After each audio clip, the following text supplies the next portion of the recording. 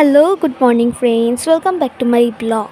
তো আমি আছি দাদু বাড়িতে, আর দাদু বাড়ি মানেই তো খাও দাও আর আরামসে থাকো। তো আজকে ছিল হচ্ছে হনুমান জয়ন্তী, তাই তাড়াতাড়ি উঠে ব্রাশ ট্রাশ করে স্নান করে পুজো দিলাম। পুজো দিয়ে আমরা টিফিনটা করলাম। সকালে টিফিনটা করে চাংড়ায় বসে বসে ভিউটা দেখছিলাম, অসাধারণ ছিল। তো দিদা বলছিল যে আমাকে, তুই তো সারাদিন খালি মোবাইলটাই নিয়ে পড়ে থাকিস, তো আমাকে একটু হেল্প করে দে না। তো দিদা আজকে ডিম রান্না করবে, তো আমি একটু সবজি টবজি কেটে দিলাম আর ডিমগুলো সিদ্ধ করে দিলাম। তারপরে ডিমগুলো সিদ্ধ হচ্ছিলো, তার মাঝে গিয়ে আমি আর ভাই অনেকক্ষণ ফোন দেখতে দেখতে আমরা জলজিরা বানিয়েছিলাম, জলজিরার শরবতটা খেয়ে নিলাম। তারপরে পুরোটা দিদাই করেছিল।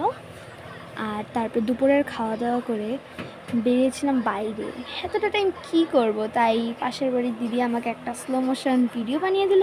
তারপরে তো বাইরে একটু রেস্ট করে বাইরে এসেছিলাম। বাইরে অনেকক্ষণ ক্রিকেট খেললাম, আর অনেক দিন পর ক্রিকেট খেললাম, খুব মজা হলো, প্রচুর।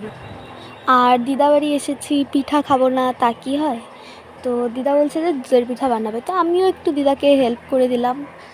আর তারপরে দুধের পিঠে খেয়ে আর এদিকে সন্ধ্যাও হচ্ছিল, তো দিদা ও দাদু প্রার্থনা করতে বসলো। তারপরে সন্ধ্যাবেলার টিফিনের জন্য কি খাই, তো ভাই বললো যে চল না, অনেক দিন থেকে ডিম টোস্ট খাওয়া হয় না, ডিম টোস্ট খাই। তো ডিম টোস্ট আমি বানাইতে গিয়েছি, আর এই অবস্থা হবে না তাহলে কি আর হয়। তো আজকের জন্য এটুকুনি, দেখা হচ্ছে পরের নেক্সট ব্লগে। Bye, take care.